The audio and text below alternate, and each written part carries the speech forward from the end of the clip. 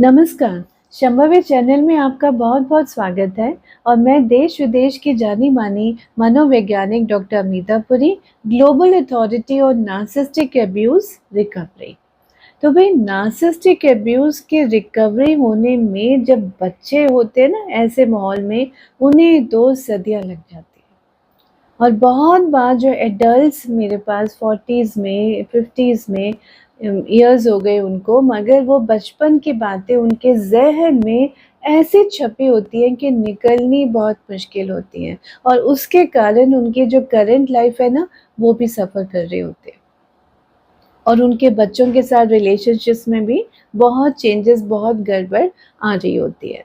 और वो कैसे होता है देखिए, जब ये नार्सिसिस्टिक पेरेंट्स हैं, वी नो कि ये फादर है, नार्सिसिस्ट है और घर वाले बिल्कुल एकदम से कि नॉर्मल हैं, खेल रहे हैं, बातें कर रहे हैं और जैसे ही फादर घर पे एंटर हुए, घर में एकदम मातम वाला सन्नाटा पड़ गया। इतना ज़्यादा वो खौफ़ फ़ादर का घर पे होता है। एक है रिस्पेक्ट के साथ हम शांत होते हैं और यहाँ तो अलग मातम वाली खामोशी। तो साइलेंस स्पीक्स वॉल्यूम, साइलेंस भी बहुत तरीके का होता है ना, एंग्री साइलेंस हो गया, सल्की साइलेंस हो गया, ये डिग्निफाइड साइलेंस हो गया, ये तो मातम वाला साइलेंस हो गया। तो आप सोचिए, और बच्चा जो ऐसे वातावरण में पला है कि वो सो रहा है और बहुत बच्चों ने बताया कि हम अच्छे से सो रहे होते हैं, बचपन की उनकी यादें और बातें क्या हैं कि वो सो रहे थे, खुश थे, एक अच्छा मीठा सपना देख रहे थे और सडनली एकदम चिल्लाने की ज़ोरदार आवाज़ें शुरू हो गई और मार-पीट की आवाज़ें शुरू हो गई, गालियों की आवाज़ें शुरू हो गई और कहते हैं कि मैं मेरा भाई इतना डर जाते थे कि हम बेड के नीचे घुस के चिपक जाते थे एक-दूसरे को ऐसे पकड़ के कि पता नहीं क्या हो जाएगा अभी, कैसा भूकंप आ गया। और उसके बाद फिर हम देखते थे कि अपनी जो उनकी मदर हैं, वो रो रही होती हैं या उनके जो जो दूसरे फैमिली मेंबर्स हैं, वो कैसे गालियाँ दे रहे हैं या वो फादर को समझा रहे हैं, कोई मदर को पकड़ के बैठा है, कभी डॉक्टर को बुलाया जा रहा है।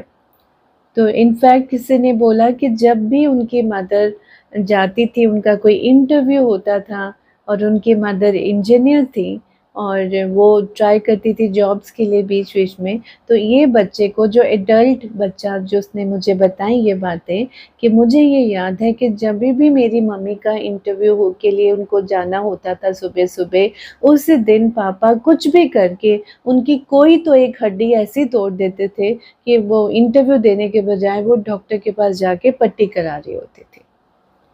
तो ये इतना सारा जो सदमे में जब रहते हैं या ऐसे अगर मदर एनपीडी हैं, तो घर में माहौल कि सुबह-सुबह उन्होंने देखा है कि पापा चाय बना रहे हैं, पापा खाना बना रहे हैं, पापा उनके खाने का वो चीज़ें लंच के लिए पैक कर रहे हैं और कभी मम्मी ने बना दिया कुछ तो अनमने मन से ऐसा कि वो वहाँ अपने जो फ्रेंड्स के सामने इंटरवल में जब अपना ब्रेक टिफ़िन निकाला तो खाया भी नहीं जा रहा, ज़हर लगता है, वो टेस्ट ही नहीं आता।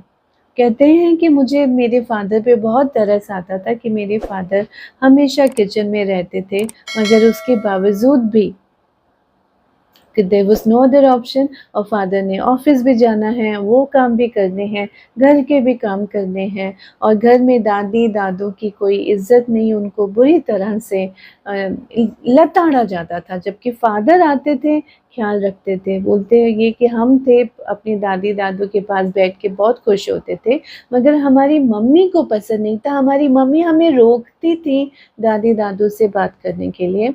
और शुरू में तो हमें लगता था कि पता नहीं हमारी दादी कितनी ज़ालिम औरत है। बहुत सालों तक वो व्यक्ति ने कहा कि मुझे लगा कि मेरी दादी कितनी ज़ालिम औरत है। कहते आई तो रियलाइज़ जब मेरे बच्चे हुए और मेरे बच्चों ने के साथ जब दादी का आमना-सामना हुआ यानी उनकी मदर का, तो ही रियलाइज़ कि उनकी चाइल्डहुड तो कितना खूबसूरत था दादी के कारण। लेकिन अब जो होना था वो ऐसा हुआ। तो ये जो पर्सनैलिटी में ये जो बदलाव आते हैं, तनाव के वाले जीवन में जब ये लोग चलते हैं, बढ़ते हैं तो उनकी ज़िंदगी में भी एक तरह का ना भूकंप रहता है। उनकी ज़िंदगी में भी उतार-चढ़ाव आते रहते हैं। वो नॉर्मल नहीं हो पाते। जब वो अपने स्पाउस के साथ होते हैं तो वो उनको लगता है कि मेरी माँ ने तो कितना सहा, कितनी गालियाँ सही, और जो ये है और ये मैं थोड़ा-सा भी कुछ कहता हूँ ये तो एकदम ओपिनियनेटेड हो जाती है, मुझे इतना बातें सुनाने लग जाती है। और जो वाइफ़ कहती है कि मैं तो नॉर्मल बात करती हूँ, जैसे मैं अपनी कलीग से करती हूँ, जैसे डेटिंग के समय करती थी वैसे ही तो हूँ मैं तो नहीं बदली। लेकिन सडनली हस्बैंड होते ही इसको लगा, और हर बार जब हम डिस्कशन भी करने लगते हैं, इसको लगता है कि मैं इस पे हावी हो जाऊँगी, और फिर ये और ज़्यादा तकरार में बात जो नॉर्मल होती है, वो बदल जाती है। तो हमारे जो ये रिलेशनशिप्स कितने इम्पैक्ट होते हैं आप बताइए? होता है ना ऐसे? तो हमें अपने आप को स्ट्रॉन्ग बनाना है, स्ट्रॉन्ग रखना है, और हमें वी हैव टू से नो टू अब्यूज़। और हमारे सामने अगर ऐसा हो रहा है, कोई परिवारों में हम देख रहे हैं कि नॉर्मल-सी नहीं है, बच्चों की आँखों का सूनापन बोल देता है।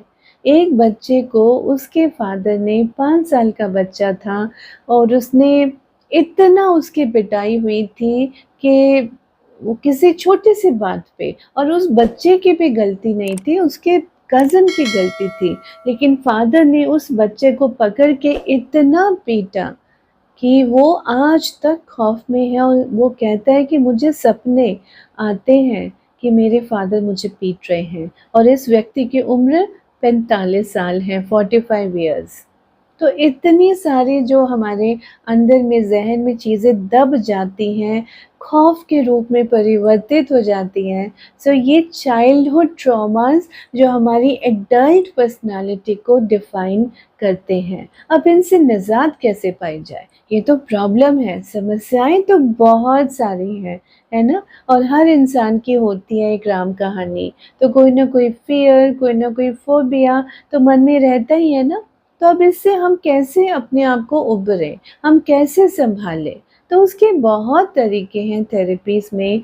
Bed boundaries enhancement therapy, subconscious energy healing therapy, तो बहुत तरह की mindfulness based subconscious scratching, trauma delete करना है, क्योंकि हमारा जो माइंड है वो 90% तो सबकॉन्शियस है।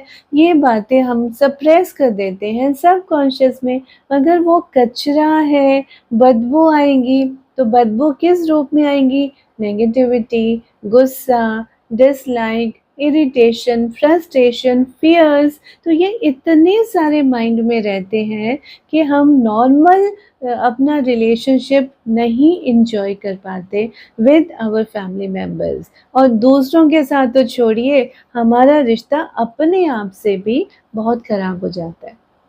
बट ये बातें हम किसी को बताते नहीं, बता सकते भी नहीं, और वो सेइंग है ना, only child is a lonely child. तो अगर सिंगल चाइल्ड है, उसने ये पेरेंटिंग इश्यूज़ सफ़र करे थे ग्रोइंग अप, उसको तो बहुत ट्रॉमाज़ हैं, और he needs support, mental health support. और जो नॉन नार्सिसिस्टिक फैमिली मेंबर है ना, पेरेंट है जो नॉन नार्सिसिस्टिक, उसका रोल बहुत ज़्यादा है, बहुत ज़्यादा रहता है। So through this video I would like to address those people जो नॉन नार्सिसिस्टिक पेरेंट हैं कि भई आप मत सहें इतनी ज़्यादा बदसलूकी घर में, क्योंकि वो जो अब्यूज़ आप सह रहे हैं in the name of harmony, आपके बच्चे का बचपन तबाह कर रही है। और आप नहीं चाहेंगे कि आपके बच्चे का बचपन, उसकी ज़िंदगी आपके कारण तबाह हो। क्योंकि जो इंसान को समझ ही नहीं आ रही, जो नार्सिसिस्टिक पर्सनैलिटी डिसऑर्डर है, वो तो तबाह करेगा, वो तो बर्बाद खराब करेगा ही। उसे तो समझ भी नहीं है कि वो क्या कर रहा है। लेकिन जिसे समझ है, उसको इतना ज़्यादा खौफ़ में डाल के रखा है कि वो कुछ एक्शन ले नहीं पाता। तो अगर मेरा वीडियो आपको पसंद आया हो, दिल को छुआ हो या आपको लगे कि कोई रिलेटेबल है, यू नो समवन, तो आप उसके पास भी शेयर कीजिए, शायद उसकी ज़िंदगी बदल जाए या कोई अनजाना व्यक्ति दुनिया के किसी कोने में बैठा आपके इस वीडियो के शेयर से उसके अंदर कितनी ताकत बनने वाली है और वो अपने आप में वो चेंजेस अपने बच्चों के लिए लाने वाला है। तो उसकी पुश्तें भी आपके इस शेयर से सँवरने और सुधरने वाली हैं। तो कितना बड़ा काम आप करेंगे। तो प्लीज़ भर-भर के शेयर कीजिए, भर-भर के दुआएँ आप बटोरेंगे। बहुत-बहुत धन्यवाद।